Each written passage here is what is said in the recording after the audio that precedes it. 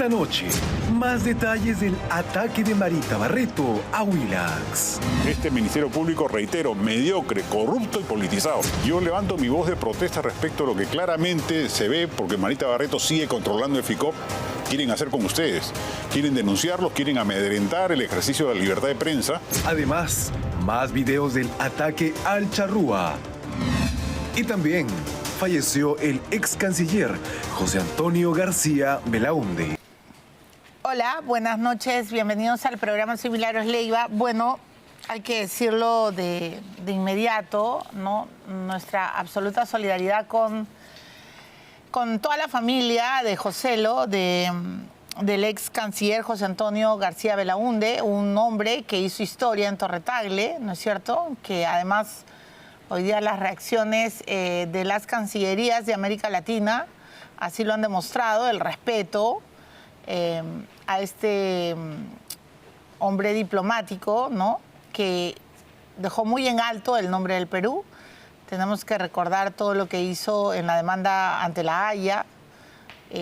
Dicho sea de paso, había personas que no querían que se emprendiera esta lucha diplomática porque pensaban que nos íbamos a terminar peleando con Chile, pero el canciller García Belaúnde convenció a Alan García y bueno, ya todos sabemos los resultados.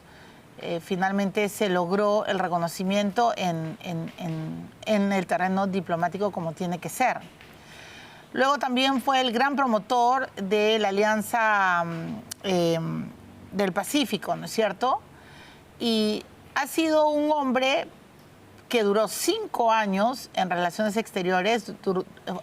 Creo que es histórico porque después de él, ¿qué ministro ha durado tantos años? Yo creo que ninguno. Un hombre leal, además, amigo leal de Alan García, hermano de Vitocho.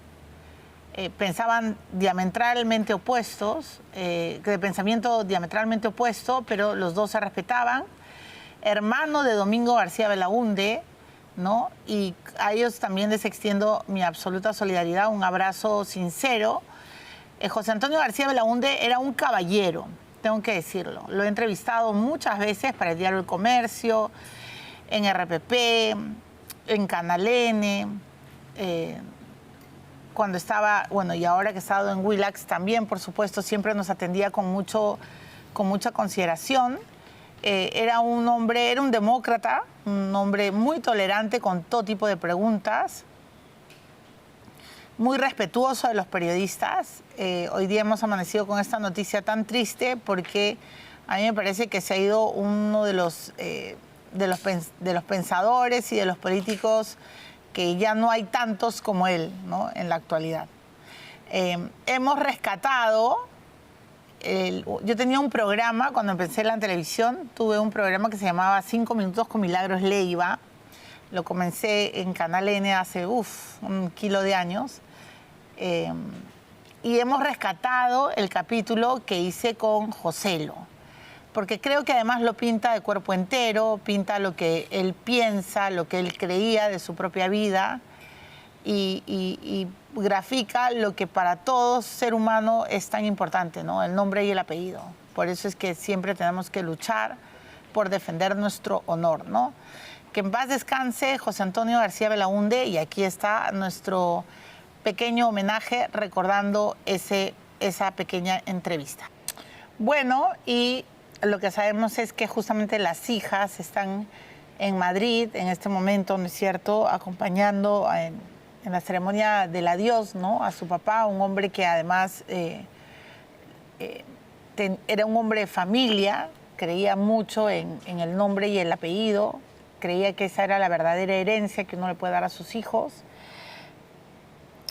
Y creo que los peruanos tenemos que agradecerle muchas cosas a Joselo, ¿no? Para empezar, nuestro ingreso a la Alianza del Pacífico, él fue el encargado de las negociaciones. Ya les he comentado lo de la Haya, también se encargó del cierre del acuerdo comercial con la Unión Europea, ¿no? Esta es la última foto de Vitocho con su hermano en la calle de Víctor Andrés Belaúnde, ¿no?, de su abuelo. Ahí está, es la última foto que ellos tienen en Madrid hace muy poco. su abuelo o su papá, ya.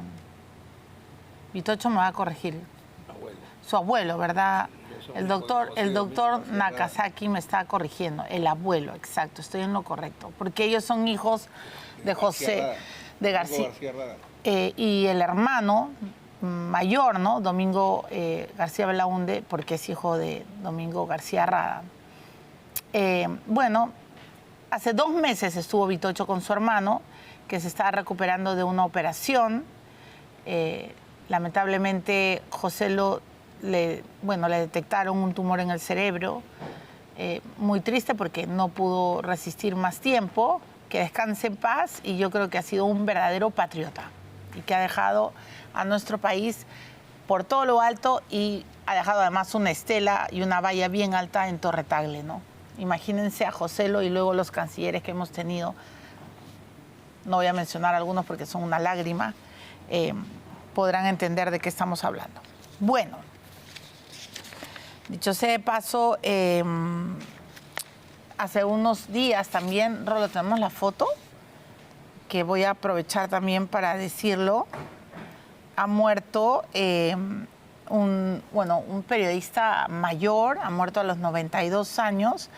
Para mí ha muerto un amigo, Miguel Humberto Aguirre, ¿no? A toda su familia también le extiendo un gran abrazo, porque Migua trató con tanta generosidad, con tanto cariño, nos adiestraba a los periodistas que comenzábamos en la radio. Migua fue una institución en RPP, fue la voz que nos acompañó durante los años del terrorismo.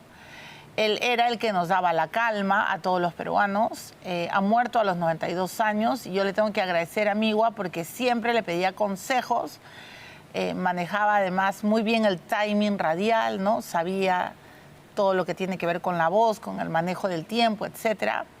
Y fue mi experiencia con él fue muy productiva, si vale la palabra, porque recibí muchos consejos y siempre se los agradecía al maestro Migua.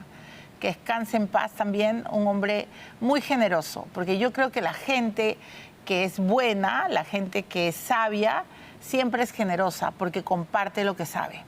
Solo los mediocres no enseñan. Migua fue un gran maestro para todos los que hemos trabajado en RPP en algún momento de nuestra vida. Que descanse en paz y también un abrazo a toda su familia. Bueno, también voy a empezar con otro maestro que es profesor de Derecho, tiene muchos alumnos en la Universidad de Lima y muchos alumnos también en el mundo penal. Entonces le voy a dar la bienvenida al doctor César Nakazaki, que también es un abogado penalista y además es un gran defensor, yo tengo que decirlo, de la libertad de expresión en nuestro país y de los periodistas. Vamos a hablar con él de inmediato. ¿Cómo está, doctor Nakazaki? Buenas noches, Milagros. Y permíteme brevemente sumarme a las condolencias de 2 grandes peruanos. Es muy bueno para los chicos, para los jóvenes, ver que tenemos arquetipos, que hay buenos peruanos. Por supuesto. El canciller García Belaúnde, tú muy bien has señalado, un gran periodista, la voz del Perú mucho tiempo. Migua, ¿no? Migua. Y en el caso de los García Belaúnde, una familia de intelectuales. Total. Porque Domingo García Belaúnde, su padre, fue un gran procesalista penal, un importante juez en el Perú.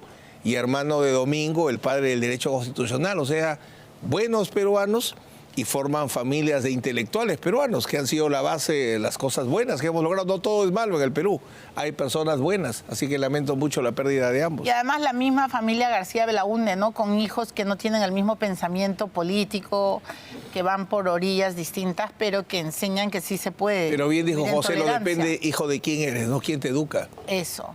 En este país en nuestro país estamos un poco muy observando, doctor Nakazaki, la espantosa polarización. Yo nunca entiendo cómo usted tiene paciencia en el Twitter, porque a usted también le cae barro con licuadora y usted ahí como profesor diciendo a ver quién eres, identifícate, enseñando a la gente a ser tolerante. Y yo digo, Dios mío, el doctor Nakazaki, qué paciencia de santo. Y tú lo entiendes perfectamente bajo la reflexión de ellos. Es que primero nos debemos a nuestro futuro, a nuestros hijos, a nuestros nietos, ¿no? Entonces, yo creo en un buen Perú. definitivamente, y ese buen Perú, ese gran Perú, hay que construirlo cada uno desde su espacio. Y X o Twitter es un espacio de comunicación que, como siempre digo, no debe ser psicopático, sino un espacio de reflexión, ¿no? Bueno, entonces y además usted es un abogado que está largo tiempo en el terreno judicial, en los litigios, ¿no es cierto? Sí quiero hablarle de de este intento de criminalizar a los periodistas. Y también me quiero solidarizar, aprovecho desde ya.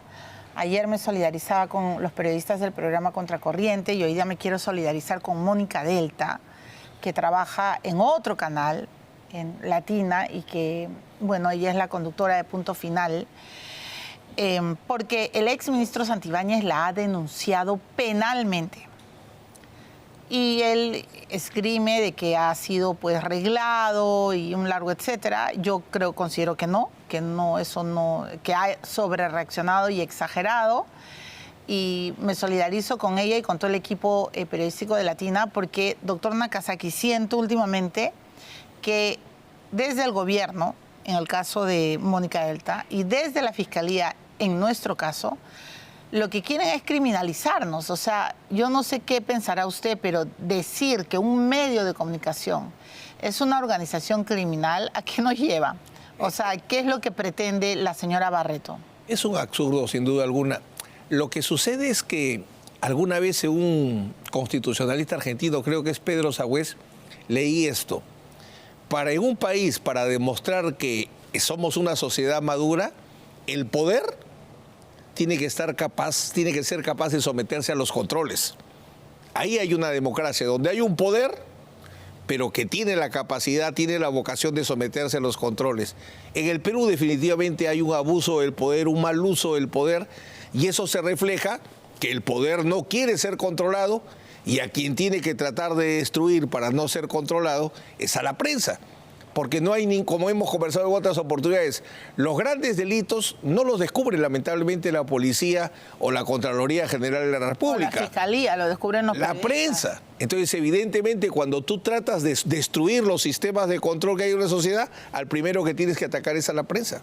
Ahora, lo hemos discutido, digamos, yo no lo he hecho público, pero sí me gustaría escuchar sus argumentos, porque me acuerdo de toda esta denuncia que hizo la exministra Anaí Durán a mi persona, y en el juzgado nosotros discutíamos hasta dónde puede llegar el periodismo y los periodistas en situaciones muy importantes. Uno, en campaña electoral, doctor Nakazaki, porque tenemos todo el derecho de saber quiénes son los candidatos, qué han hecho, de dónde vienen. Y dos, cuán difuso puede llegar a ser el derecho a la privacidad, y me gustaría que lo explique usted, cuando se tratan de personajes, de funcionarios de alto nivel y de alto poder. En este caso, estamos hablando de uno que ha sido ministro del Interior, y bueno, él se ha molestado, en fin, y ha denunciado. Y luego la señora Barreto, que es fiscal ha sido coordinadora de un grupo muy importante que ha estado analizando la corrupción y el poder, y que se enoja porque un grupo de periodistas descubren que tiene una casa, que la quiere vender a $500,000 y un largo etcétera, y ella aduce y dice que esto es un acoso, hostigamiento, que la odiamos, y que este medio se convierte en una organización criminal y que respondemos, sabe Dios a quién, solo en su cabeza, ¿no? Pero ¿cuán difuso llega a ser el derecho a la vida privada cuando estás en altos cargos? Permíteme primero, tú has recordado bien ese proceso penal indebido que te promovió Anaí Durán, donde fuiste absuelta sobre un tema que es muy importante y acabas de resaltar. Fue el primer caso en la historia de la justicia peruana donde se analizó la libertad de prensa en procesos electorales. Y el periodista, dice la sentencia, no solo tiene el derecho, sino tiene el deber de escudriñar en ese personaje público para que la sociedad pueda conocer quién pretende regir sus destinos, quiénes pretenden ser las autoridades. Y entro al segundo punto. La intimidad es un escudo jurídico que tú le opones a la sociedad y dices, estos aspectos de mi vida no los vas a conocer. Pero cuando tú sales de la vida privada, de la vida particular, entras a la vida pública y quieres ser el más alto funcionario del Perú o tener poder, a mayor poder la intimidad empieza a disminuir, a disminuir, a disminuir. Y llega a un punto tal que cuando se trata del máximo poder, la intimidad desaparece. Yo necesito saber si el presidente de los Estados Unidos es un psicópata. Porque teniendo el poder militar más grande de la historia, todo el mundo necesita saber que un hombre ecuánime, un hombre que no se deja avasallar por sus emociones, gobierna a la fuerza militar más poderosa de la historia. Y así por el estilo. Entonces, la intimidad es un escudo que si tú quieres que sea pleno, quédate en la vida privada. Pero si pretendes dejar de ejercer la abogacía y ser ministro del Interior, pretendes ser un operador de la presidenta, tus derechos se van a disminuir. Esos dos casos que me mencionas son claramente arbitrarios. ¿Cómo hablar de reglaje? Reglaje es el acto preparatorio para cometer un delito. Te persigo para asesinarte. Veo por dónde vas tú para armar mi plan y matarte. He visto la denuncia y ponen que se hace un reportaje en Canal 2 para extorsionarlo a este señor. ¿Qué extorsión va a cometer? Y es penalista. Esto no se trata de extorsión, esto se trata que la prensa considera que el señor no puede estar cerca al poder y por tanto lo indaga, y eso es ejercicio regular de la libertad de prensa. Jamás puede ser, ya hemos saltado de la difamación al reglaje. Es absurdo y es muy peligroso. Ojalá que rápidamente... Además, los periodistas tenemos el derecho de saber con quiénes se reúnen. Derecho de ver. Por supuesto. Derecho de ver. Y también los periodistas tenemos derecho de averiguar finalmente ese talán, que si hay algún... Dos poderes. Ya, pero si un fiscal que es muy poderoso, aparentemente... No, pero en el caso de él, recuerda que la hipótesis ahora es que el premier está siendo socavado por el asesor de la presidenta. ¿Cómo la opinión pública no va a conocer que hay ese tipo de problemas en el gobierno? Es absurdo que no lo pueda conocer. Pero los periodistas tenemos todo el derecho de indagar. Y más aún si, o sea, Barreto se queja de que entran a su casa, pero Barreto abre la puerta. Pero ella dice, pero yo no sabía que eran periodistas. Pero a veces los periodistas se camuflan. La gran reflexión que deja el caso de la fiscal Barreto, me da mucha pena, pero lo cierto es que hay tantos hechos en su vida que han sido demostrados de manera contundente por la prensa, que ella está en la situación que ella misma se creó. He seguido la campaña de contracorriente respecto a ella, y todos los hechos son verdaderos y motivan los cuestionamientos. Y el caso de que se generó para la caída de Patricia Benavides es un caso que lo miro y lo remiro y yo más veo un montaje para traerse abajo a Patricia Benavides que un caso serio. A ver, bien importante. ¿Usted cree que guillotinaron a Patricia Benavides con un Armani? Mira, tienes, para que no sea un tema de opinión, el máximo control, la sentencia condenatoria. Y antes de la sentencia condenatoria, ¿cuál es el otro control si tienes pruebas, si estás cerca de la verdad? La prisión preventiva. A todos les han quitado prisión preventiva en ese caso porque se ha determinado que no es un caso sólido. Toditos han salido, no es sólido. O sea, se refiere a Mauricio Fernandini, a Sá Goray. No, Gesmarca Group. Ahí es Girao, José Luis Castillo Alba. Bueno, el mismo filósofo que tuvo el tema de su salida. Villanueva, que estuvo detenido. Todos ellos. O sea, ese caso que motivó que se venga abajo, porque ahí es donde le ponen a Patricia Benavides, es la líder de una organización que... Bueno, con un chat, ¿no? Entre el agente Roberto... Tú lo has trabajado muy bien. Sí, claro. Un agente Roberto que... Pero tenemos derecho a trabajarlo. Sin duda alguna, porque ahí hay un mal uso de esas técnicas de investigación. Pero además, doctor Nakazaki, cuando usted habla de campaña, o sea, permítame discrepar públicamente y hablemos. Yo agradezco la tolerancia porque yo sé que hemos discutido varias veces. Para mí eso no es una campaña. Para mí eso es una serie de investigaciones que dan cuenta de una irregularidad. Que la gente puede creer, como ella dice, esto es una campaña de hostigamiento. No, porque, o sea... ¿Qué podríamos decir entonces lo que hacen otros medios? Santibáñez podría decir hay una campaña contra mí, Chávarri podría haber dicho... Ella lideró el equipo de fiscales más poderoso del Perú. Existía en el Ministerio Público. Tuvo una muy destacada labor en la caída de los casos Arratea. Sí. Había el derecho de ver quién es, escudriñar quién es, cómo está utilizando su poder. Y si yo encuentro que cuando ha ido a Punta Cana a entrevistarse con Sagoray, ha ido con policías que no tienen permiso, yo tengo que decírselo al público. ¿Por qué me lo voy a guardar? Yo no soy la publicista de los fiscales. Tú tienes que... interés público e información veraz. Interés público, la sociedad necesita conocer para vivir en democracia los temas que enseñas. Y exigencia de verdad, que te bases en fuentes confiables. Con esos dos requisitos, tú levantas todo lo que haya que levantar. A ver, muy bien, entonces estamos con un abogado además que ha estudiado mucho esto de la libertad de expresión y el derecho a la información, porque es complicado, es complejo, somos incómodos. Y vamos a ver el resumen que ha preparado Eric Rivera y quiero escuchar los argumentos o la reflexión del doctor Nakazaki. Aquí está. Marita Barreto Rivera, la suspendida fiscal y ex todopoderosa del EFICOP, ha sindicado a Willax de ser una organización criminal. Esta es la organización criminal más grande en la historia del Perú porque es un megaproceso. Nunca se ha podido desarticular una organización de esta magnitud. Todo con el objetivo de evitar una investigación fiscal relacionada con la adquisición y construcción de su casa, por los que se atribuye delitos de enriquecimiento ilícito y lavado de activos. Este documento tiene 13 páginas, fue presentado este año y en él se acusa a Willax y periodistas de esta casa televisiva de realizar una campaña de desprestigio y difundir un reportaje sobre su casa que ya habría sido publicitada en 2019 por otro medio. Atribuye a periodistas un rol de integrantes de una presunta organización criminal. Eso completamente equivocado y sesgado. ¿Y por qué?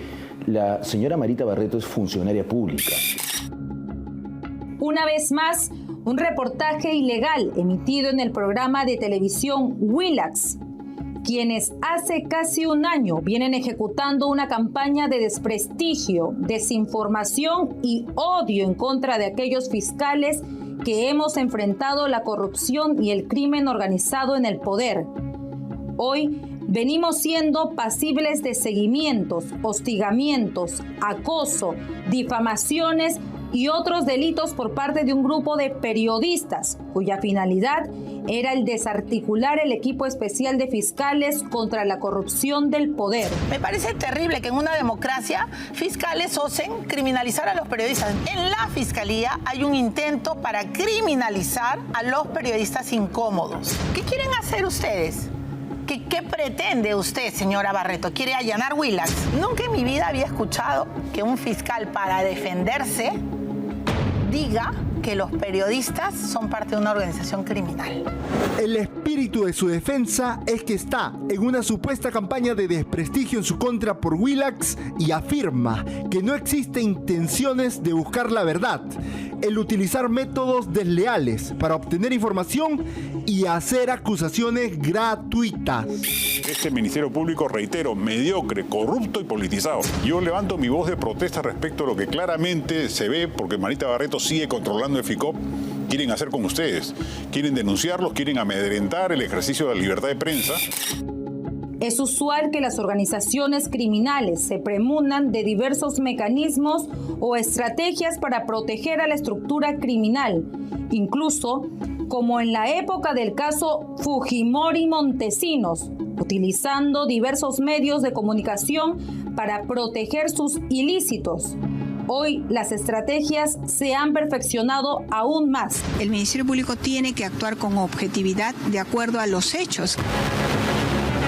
Para refutar las acusaciones de presunto desbalance, alega que entre 2015 y 2024 sus ingresos ascendieron a 1.606.372 soles. En otra parte relata su experiencia, acaso impoluta, al frente de la Fiscalía y su lucha contra el terrorismo y corrupción, como por ejemplo el que sería el caso de Castillo, un personaje al que este canal también denunció.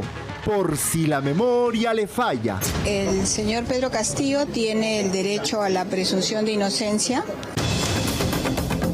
Una de estas perlas, según Barreto, es la supuesta violación a su privacidad en relación a una casa ubicada en Asia, adquirida en 2017 por un valor de 195.000 soles y cuya construcción habría costado 490.000 soles. Uno no puede atribuir la condición de integrante de organización criminal sin tener un elemento objetivo. Y aquí en el caso en concreto lo que han desarrollado los señores periodistas es ventilar una noticia. Es su labor periodística. Entonces, definitivamente tengo que rechazarlo. Por algo la señora fue funcionario público y tiene que estar sometida, en este caso, a la fiscalización de los periodistas. La fiscal Barreto apela al principio ne bis in idem, que impide ser investigado o sancionado 2 veces por los mismos hechos. Menciona a John Roberto Reid, aparente personaje del clan Orellana, quien denunció en su contra delitos de cohecho pasivo y lavado de activos, la misma que fue archivada y consentida en 2021. Así, Marita Barreto, la fiscal con diligencias de oro, pide lo que otros investigados podrían confesar en un interrogatorio, es decir, no ser investigado. Yo cada vez que critico o menciono alguna referencia a Marita Barreto o a la EFICOP, me sacan un muñeco nuevo donde tratan de meterme con temas de esa naturaleza cuando son absolutamente falsos. ¿Estamos frente a un nuevo golpe contra la libertad de expresión o ante un ataque sistemático a quienes investigamos el poder? Doctor Nakazaki, yo quiero preguntarle como buen abogado penalista que es usted. Una organización criminal es un grupo de personas que se unen, se juntan para cometer delitos. Definitivamente, por eso es un absurdo sostener que un medio de comunicación es una organización criminal, porque eso implicaría que Willax se dedica solo a cometer delitos, cuando lo que Willax se dedica en el ámbito periodístico es a hacer investigaciones, reportajes, entrevistas. O sea, así como sostienen que es absurdo que un partido político sea una organización criminal, con mucha mayor razón un medio de comunicación. O sea, ahí está totalmente fuera. Pero es bien peligroso este pensamiento, porque meterte en una organización criminal, ayer Tafur nos contaba que va a estar 8 años en este proceso, él está metido, bueno, porque habló con Benavides. Como se hizo mucho abuso de la figura de la organización criminal, se han tenido que dar leyes para acotar. Entonces, yo creo que si plantea una denuncia por organización criminal contra un medio de comunicación va a ser rechazada de plano, ni siquiera. Ahora, ella plantea todo esto en los escritos que hace de su propia defensa cuando le quieren levantar el secreto bancario. Ahí voy a un punto. Si fuese consecuente, porque yo distingo en Marita Barreto, como siempre digo, la primera etapa en el enfrentamiento al régimen de Castillo. Pero si tanto le preocupa esa labor, debió pensar en no traerse abajo y descabezar pues al Ministerio Público inventando un caso contra Patricia Benavides. Y de ahí, bueno, todo lo que conocemos. ¿Usted cree que ella inventó un caso contra Patricia Benavides? Tú has trabajado muchísimo el tema del agente Roberto, al punto tal que pasado tanto tiempo, proceso penal abierto, me lleva a sostener de que o no existe o es fraudulento el manejo. Las supuestas grabaciones, que debían ser pruebas de oro en este caso, también periodísticamente se ha demostrado que no hay tales grabaciones. Entonces, es evidente que lo que se hizo en el enfrentamiento al régimen del presidente Castillo se trajo abajo. Se trajo abajo, definitivamente. Porque es verdad que es el gobierno de la presidenta Boluarte la que le da el golpe al EFICOP, pero ella lo termina de rematar cuando lo hace explotar. Sí, claro. Y yo creo que finalmente es por quererse mantener en un cargo. Y cuando la persona quiere estar por encima de la institución, entonces falla. Por ejemplo, en el caso que hablan de la casa. El derecho a la intimidad cede cuando viene la libertad de prensa con interés público. Entonces el tema es bien sencillo, correcto. Le hacen una técnica de periodismo para ingresar a la casa y preguntarle. Pero el hecho de que una fiscal tenga una casa con un valor difícilmente explicable con su remuneración. Entonces, es un tema de interés público. Por supuesto. Entonces, si es un tema de interés público, no puede invocar la intimidad. No, porque la intimidad cede frente al derecho a la libertad de prensa. La única condición para derrotar al derecho a la intimidad es interés público. Si tú te metieras en temas que no son de interés público y afecta su intimidad, sí, por supuesto, hay delito. Pero si hay interés público y evidentemente el bolsillo de jueces y fiscales es un tema de interés público. Ahora, doctor Nakazaki, yo voy a terminar con esto, pero estoy absolutamente segura de que ella debe de, no sé, pues detestarnos, le debemos parecer, como ella misma dice, a los periodistas, o lo que quiera, le podemos caer mal, pero de ahí a cruzar la línea y decirnos que somos criminales, o sea, me parece bien avesado. Yo creo que una autoridad debe someterse a todo tipo de control y no debe nunca ir a una acción penal. Pero si quisiera hacerlo, lo que hace es una querella por difamación. Así es. Y se somete a la prueba de la verdad. Por supuesto. A ver, demuéstreme, yo digo que soy muy honesto, usted dice que yo soy deshonesto, pruébelo. Y si es tan honesta, que a ver, levántenme el secreto bancario. Pero saltar a una denuncia a organización criminal, bueno, ni siquiera una denuncia, en diversos comentarios. En diversos y además en sus escritos. Mi última pregunta ya tiene que ver con el proceso penal. El hecho de que hayamos descubierto que policías que no tenían permiso para estar en el interrogatorio de Goray, de Sada Goray, su propio abogado ha estado aquí y lo ha confirmado, ¿anulan esa diligencia? O sea, el hecho de que Marita Barreto haya estado con personajes que no tenían vela en ese entierro, ¿anulan el entierro? Lo que pasa es que todas las declaraciones que tú haces en una colaboración eficaz, si no llegas a un acuerdo de colaboración eficaz, son inexistentes. Ajá. O sea, no es que haya una situación de una conducta irregular de un policía que haga inexistente. El hecho de que no se haya llegado al acuerdo determina que sus declaraciones no pueden ser utilizadas. Por eso es que en el caso, si me permite rápidamente, la alcaldesa Susana Villarán, si la declaración de José Miguel Castro no llegó a hacer colaboración, si está en el procedimiento de colaboración eficaz, se perdió para siempre. Correcto. Si lo han trasladado a un proceso abierto, lo pueden utilizar como prueba. 22 todos, ¿no? Tienen que ser o colaboradores o no colaboradores, ¿no? Por según lo que haga la norma, ¿no? Pero es discutible si esa norma aplica para procesos anteriores, ¿no? Okay. Lo que hay que preocuparse es que sean acuerdos de colaboración eficaz, que sean sólidos y bien corroborados. Ese es el tema. Correcto. Doctor Nakazaki, muchas gracias por haber estado en el programa. Milagros. Ya lo veo más recuperado de su caída. Gracias a Dios. Gracias, no se meta con las olas, doctor. La próxima semana lo convoco para seguir hablando de toda esta crisis del ministerio y demás. Hoy día tengo que también darle la bienvenida al señor Ricardo Pinedo, porque él fue secretario de Alan García, un hombre también muy leal al expresidente, pero además un gran amigo de Joselo, ¿no es cierto? Y entonces estamos tratando de cerrar y de cubrir toda esta historia. Y de verdad, lo que ha pasado en el Charrúa, tenemos nuevas imágenes y también hemos llamado al abogado defensor de los propietarios. Este señor borracho, y ahora yo sospecho que estaba más borracho que otra, o sea, que de repente también estaba en otra, avanzado, como dicen los jóvenes, o sea, no puede decir lo que está diciendo. Ahora quiere hacernos creer a todos que se equivocó de pedal, que él quería ir en retroceso y avanzó. Sí, cuñado, luego te voy a decir por qué estás mintiendo. Así que lo del Charrúa también es un súper tema y los familiares creen que está corriendo plata. Eso es lo que creen, para soltarlo, porque el señor se cree el magnate del guano. ¿Qué tal? Y como acá la gente cree que con dinero lo logra todo, él dice que va a salir libre de polvo y paja. Vamos a ver todo lo que él ha dicho en el restaurante el día de este atropello espantoso, ¿no? Voy a la pausa, pero antes hablemos de Audifón. ¿Usted siente que no está escuchando bien? ¿Se está perdiendo muchas conversaciones? Bueno, yo le recomiendo que la solución está en Audifón. Ellos le ofrecen audífonos medicados, diseñados en 3D, tienen tecnología alemana. Son dispositivos que mejoran su audición de manera cómoda, segura y discreta. Cada paciente tiene un seguimiento para que disfrute al máximo de sus audífonos. Audifón tiene 18 sedes en todo el Perú y usted puede agendar una cita llamando al 01-510-1313 o a través del WhatsApp 983-402-173. Experimente la libertad de una buena audición. Regresamos con Ricardo Pinedo. Yo me acuerdo cuando Alan García dijo, demuéstrenlo pues, imbéciles. Se lo dijo a los periodistas, se lo dijo a los enemigos del APRA, en fin, a todos. Pero Alan García nunca querelló a un periodista.